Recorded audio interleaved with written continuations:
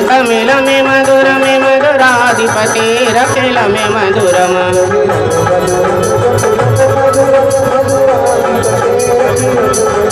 गोपी मधुरा लीला मधुरा युक्त में मधुर में भोक्त में मधुरम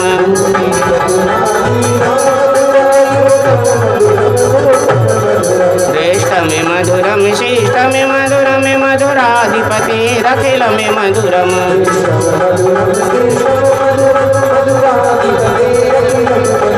ललितम मधुरम कलितम मधुरम मधुराधिपति रखिलम मधुरम।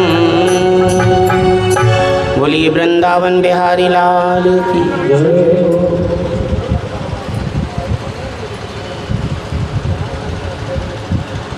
श्री राधे। जनरेटर चल रहा है तो लाइट तो जनरेटर से ही है, लाइट अभी आई नहीं है।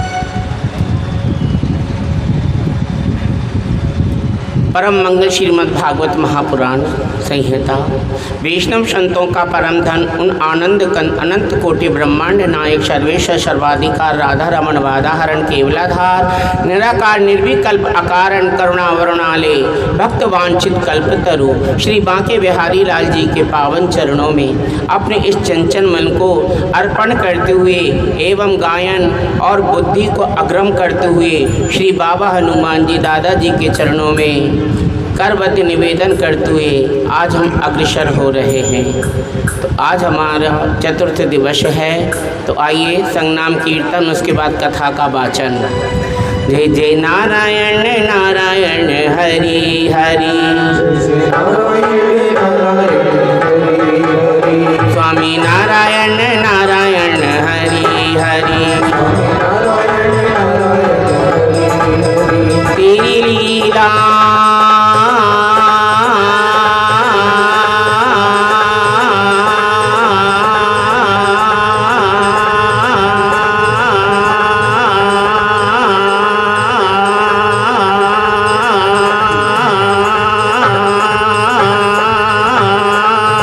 तेरी लीला जग में न्यारी न्यारी हरि हरि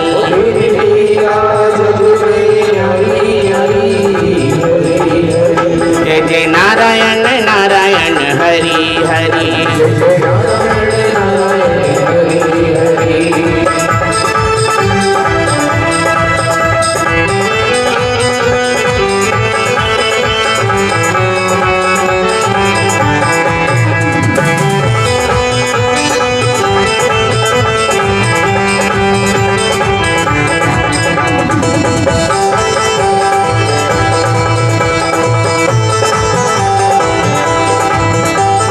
अलख निरंजन भव भय भंजन जन्म निरंजन दाता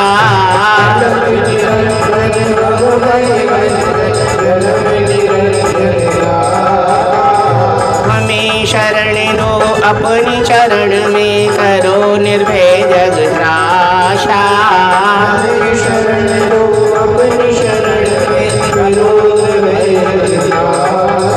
मैं तुम पर जाऊं बारी बारी हरि हरि मैं तुम पर जाऊं बारी बारी जय जय नारायण नारायण हरि हरि स्वामी नारायण नारायण हरि हरि जय जय नारायण नारायण हरि हरि जय जय नारायण नारायण हरि हरि जय जय नारायण नारायण हरि हरि जय जय नारायण नारायण हरि हरि जय जय श्री राधे। आइए अभी तक हम इधर उधर साउंड की मिस्टेक, लाइट का आना जाना, इसमें ध्यान था। अब कथा पर ध्यान देना। कथा प्रारंभ हो रही है, तो अब आप लोग बताइए कल की कथा को कौन से प्रसंग पर विराम दिया गया था।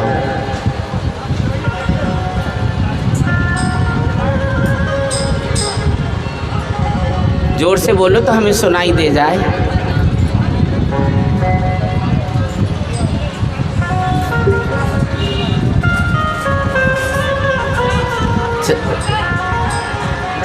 चलिए आगे की कथा श्रवण कीजिए। सच्चिदानंद रूपाय विश्वोत्पत्त्यादि हेतवे तापत्र विनाशाय श्री कृष्णाय वयं नमः। बोलिए श्री भागवत महापुराण की, बोलिए श्री वेद व्यास जी महाराज की, बोलिए श्री सुखदेव जी महाराज की, बोलिए श्री परीक्षित जी महाराज की, बोलिए श्री हनुमान जी महाराज की, बोलिए अपने अपने गुरु माता पिता गोविंद की। आइए कथा पर। कल की कथाओं को विराम अजामिल पंडित जी नारायण नाम संतों ने रखवाया था उनके पुत्र का, इसलिए उन्होंने अंत समय में नारायण को पुकारा। तो आइए आगे की कथा। श्री सुखदेव जी कहते हैं, परीक्षित, इसलिए मैं कह रहा था तुम्हें गोविंद के चरणों में एक बार जिसका मन लग जाए वो यमराज पुरी को नहीं जाता।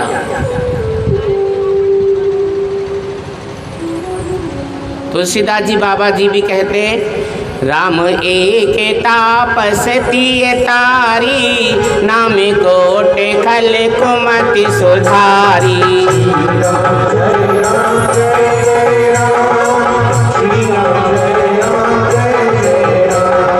राम एक तापसती तारी नाम कोटि खल कुमति सुधारी।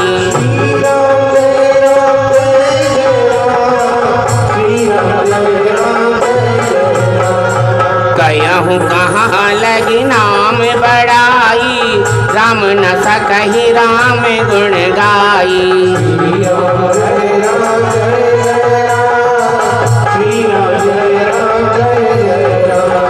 श्री राम जय राम जय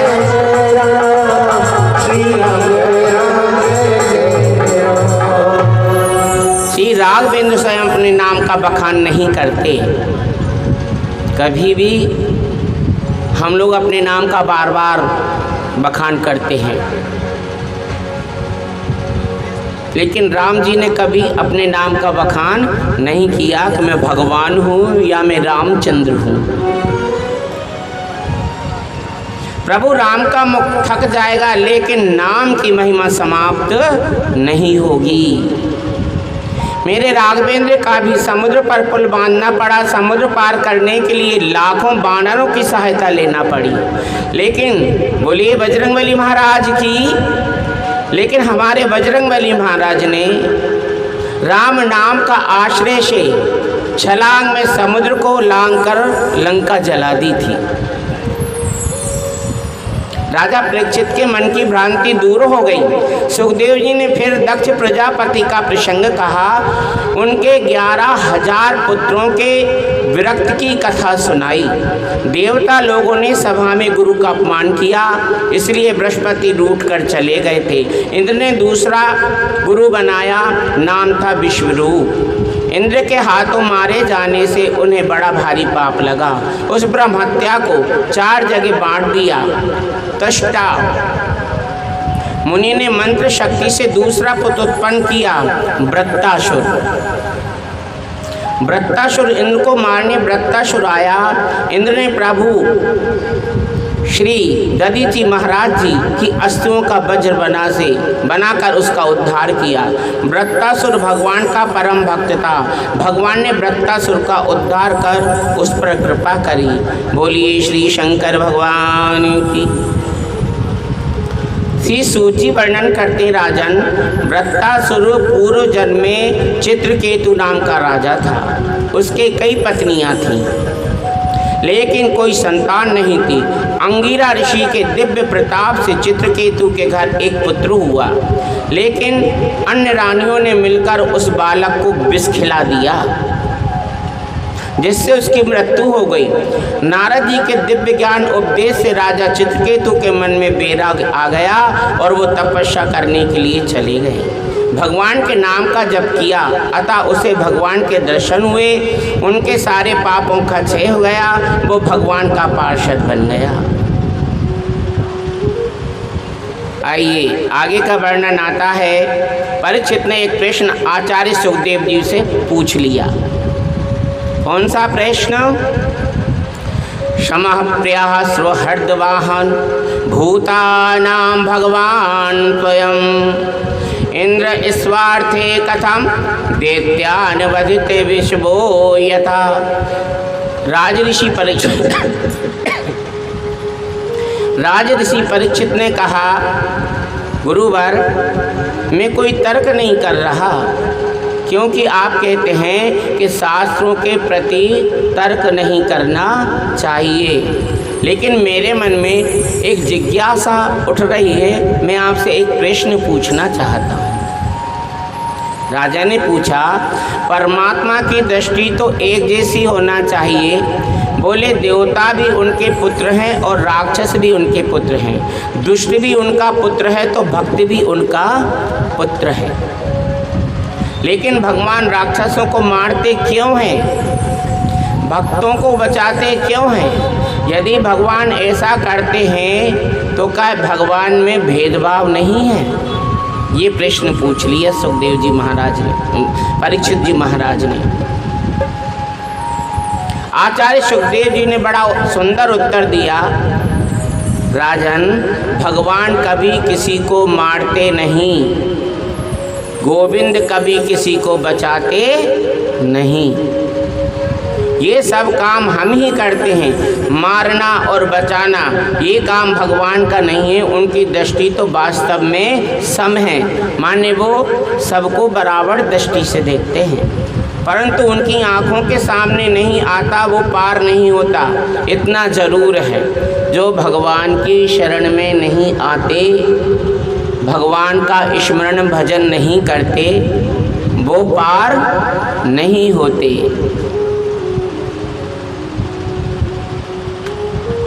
अपनी आँखों के सामने वाले गोविंद को मेरे बहन, इसलिए हमारे संत कहते हैं परमात्मा का चिंतन करो। सामने जाने का अर्थ है परमात्मा का चिंतन। आप लोग मंदिर आते हो, घर में भी पूजा करते हो, मंदिर आते हो, घर में भी पूजा करते हो, वहाँ बैठकर चिंतन करते हो कि नहीं? कई लोग मंदिर जाते हैं, पैर पड़ते हैं, अपन उनसे पूछते हैं, भैया अरे हम रोज़ मंदिर जाते हैं, रोज़ मंदिर जाते हैं। लेकिन आप उनसे पूछ लो, आज मंदिर गए थे? तो बोले हाँ मंदिर गए थे। तो बोले अच्छा बताओ, आज हनुमान जी का श्रृंगार कैसा था, या राम जी का श्रृंगार कैसा था, या शंकर भगवान का श्रृंगार कैसा था? तो व्यक्ति कह देता, ये तो हम देख ही नहीं पाए। फिर काय के लिए गए थे? क्या देखा तुमने? कि खाली एक लोटा जल हेडपंप, आज हेडपंप भी खराब है, कि खाली एक लोटा जल हेडपंप से भरा और चढ़ाया है, या घर से ले गए और चढ़ाया है? अरे वहाँ बैठकर थोड़ा चिंतन करो, भगवान का ध्यान करो, भगवान का भजन करो, ताकि भगवान बैठा है और हम पर भगवान की दृष्टि पड़ जाए, ये भक्त आया है।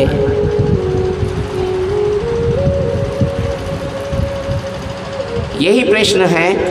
आचार्य सुखदेव कहते, राजन मुझे एक बात याद आ गई, तुम्हारे बाबा युधिष्ठिर ने यज्ञ किया था, राजसूरी यज्ञ। उस यज्ञ में ये प्रश्न हुआ परीक्षित कि पहले पूजा किसकी की जाए, तुम्हारे छोटे बाबा सहदेव ने कहा पहले पूजा का अधिकारी तो श्री कृष्ण है। उसी सभा में बैठा था शिशुपाल, उसी सभा में शिशुपाल बैठा था। शिशुपाल ने कहा इस ग्वारिये की पूजा इसके पिता का पता न इसकी माता का पता, बिरादरी का पता भी नहीं है। ग्वारिये 4 दिन पहले गौएं चराता था, आज द्वारका का राजा बन गया।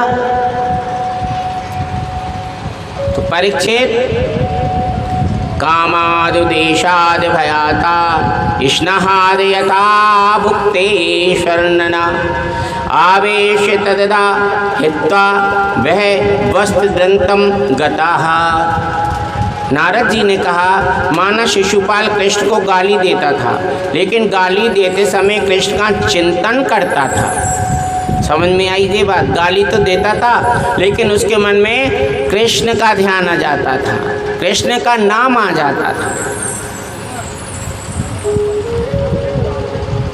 इसलिए शिशुपाल ने कृष्ण को द्वेष से भजा, लेकिन भजा तो भले द्वेष से भजा हो। महाराज कंस थे, कंस ने भी तो द्वेष से कृष्ण का नाम भजा था। आज की कथा में ही आएगा, कृष्ण जन्म निकलेगा तो भजो। वाल्मीकि जी जो थे ना, उन्हें राम राम कहना नहीं आता था पहले, लेकिन वो क्या कहते थे? कहा जाए कि राम राम बोलो। अच्छा, अब राम का उल्टा करना आप लोग क्या होगा? मरा होगा ना, मरा।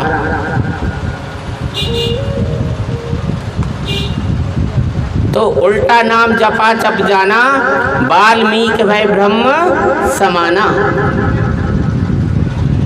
राम राम लिखा, वाल्मीकि जी ने रामायण लिख डाली। परीक्षित भगवान सुखदेव जी कहते हैं शिशुपाल ने कृष्ण को भजा, कंस ने कृष्ण को भजा, कोई भी पद्धति से भजा, उनको मोक्ष ही तो प्राप्त हुआ।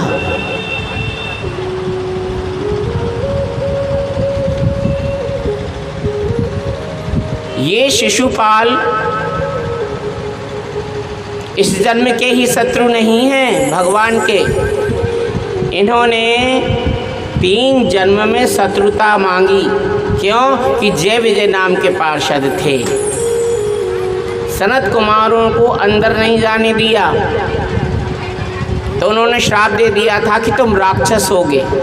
तो ये एक बार राक्षस प्रवृत्ति के नहीं, 3 बार हुए हैं। कब कब हुए हैं सुनिए। पहले ये हरणाकश्यप और हरणाक्ष बने।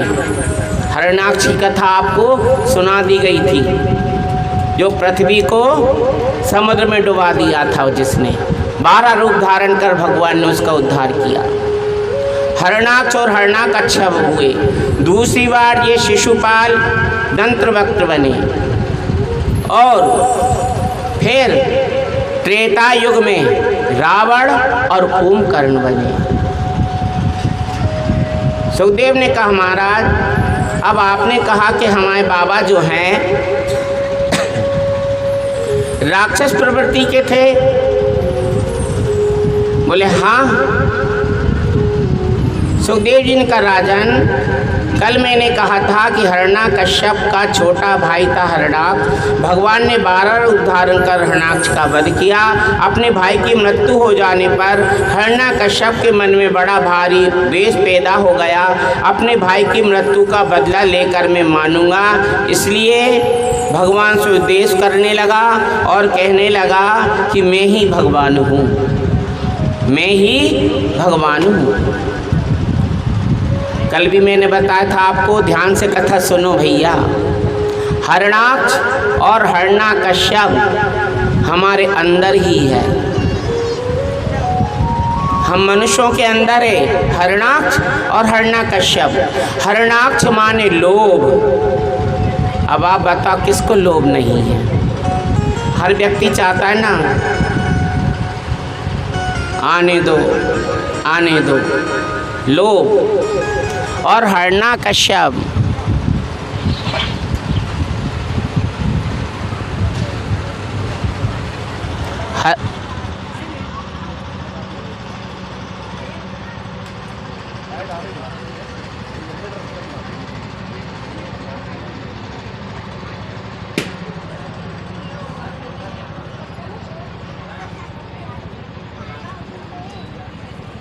एक जना यहाँ से चालू कर दो जब तक वो वहाँ से बंद हुआ है।